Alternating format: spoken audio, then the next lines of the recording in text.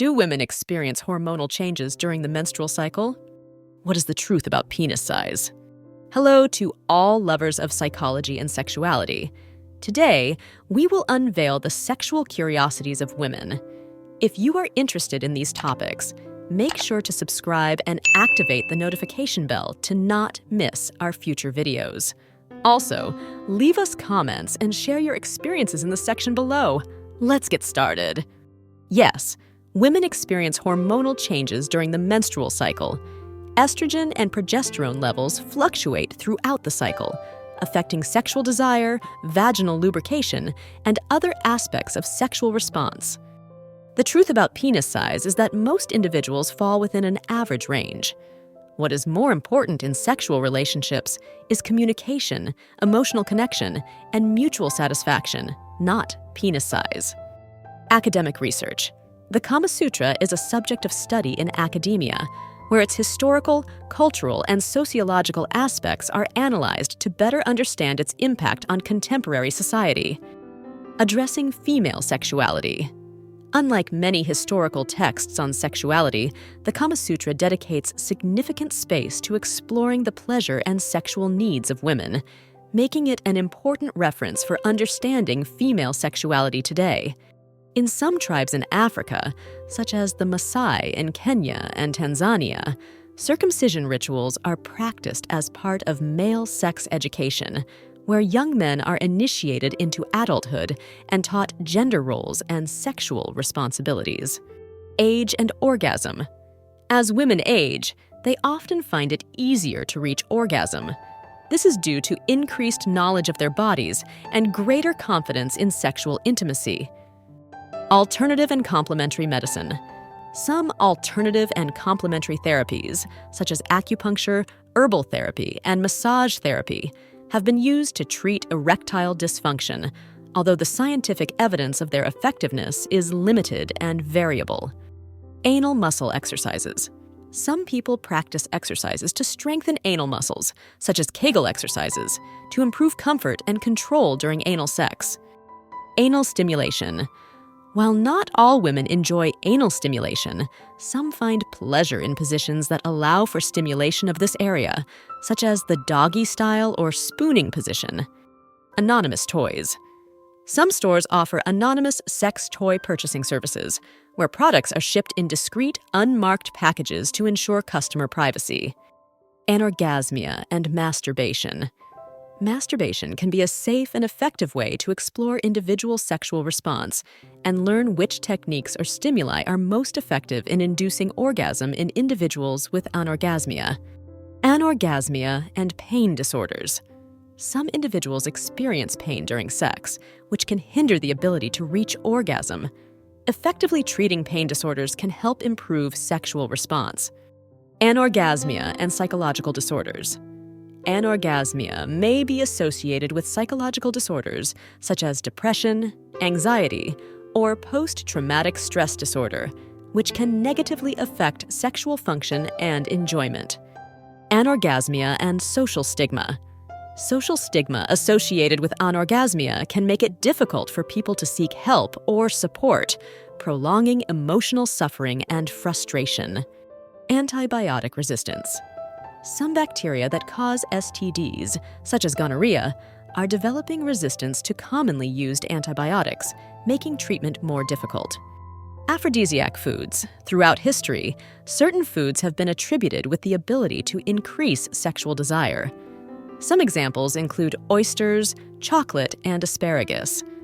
Although there is no solid scientific evidence supporting these effects, belief in aphrodisiac foods remains common. Association. Between breast size and attractiveness, perceptions of breast attractiveness vary among cultures and individuals. There is no ideal size, and beauty is subjective. Atypical symptoms. Sometimes, STDs can present atypical symptoms that may be confused with other conditions, making accurate diagnosis difficult without specific tests. In Indigenous communities in Australia, sex education may be integrated into the teaching of Aboriginal history and culture, transmitting knowledge about sexuality in a contextualized and respectful manner. Authenticity. Being authentic and showing oneself without pretending to be someone else can be very attractive to many people. Balloon fetishism. Some individuals experience sexual arousal from inflating, touching, caressing, or even popping balloons, finding the sound, tactile sensation, or visual appearance of balloons sexually stimulating. Board games. Board games based on the Kama Sutra have been created, designed for couples who wish to explore their sexuality in a fun and creative way. Body confidence.